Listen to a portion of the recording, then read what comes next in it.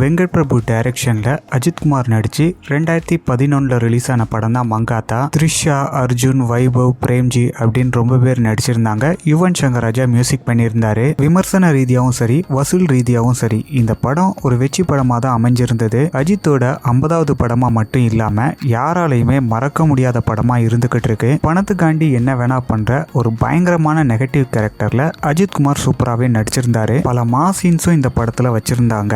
முக்கியமா படம் முடிஞ்சிட்டு அவ்வளவுதான் அப்படின்னு சொல்லி எல்லாருமே எந்திக்கும் போது இனிமேதான் படமே ஆரம்பிக்க போகுது அப்படிங்கிற மாதிரி லாஸ்ட் ஒரு 10 நிமிஷத்துக்கு டைரக்டர் வெங்கட் பிரபு பயங்கரமான சம்பவம் ஒன்று பண்ணியிருப்பாரு. இதெல்லாம் தியேட்டர்ல ஃபர்ஸ்ட் டைம் எக்ஸ்பீரியன்ஸ் பண்ணும்போது சூப்பராகவே இருந்தது. இப்போ கரண்ட் ட்ரெண்ட் என்னன்னா பழைய படங்கள் எல்லாம் ரீரிலீஸ் பண்ணிக்கிட்டு இருக்காங்க. தளபதி நடிச்ச கில்லி படத்தை கூட நாளை கழிச்சு, அதாவது ஏப்ரல் 20ஆம் தேதி ரீரிலீஸ் பண்ண போறாங்க. அந்த வகையில வர மே 1ஆம் தேதி அஜித்குமாரோட பர்த்டே அப்படிங்கிறதுனால அதோட ஸ்பெஷலா மங்காத்தா படத்தை மே 1ஆம் தேதி ரீரிலீஸ் பண்ண போறதா அபிஷியல் அப்டேட் பண்ணியிருக்காங்க. இந்த அப்டேட்டை கொடுத்து ஒரு சூப்பரான போஸ்டரையும் ரிலீஸ் பண்ணியிருக்காங்க.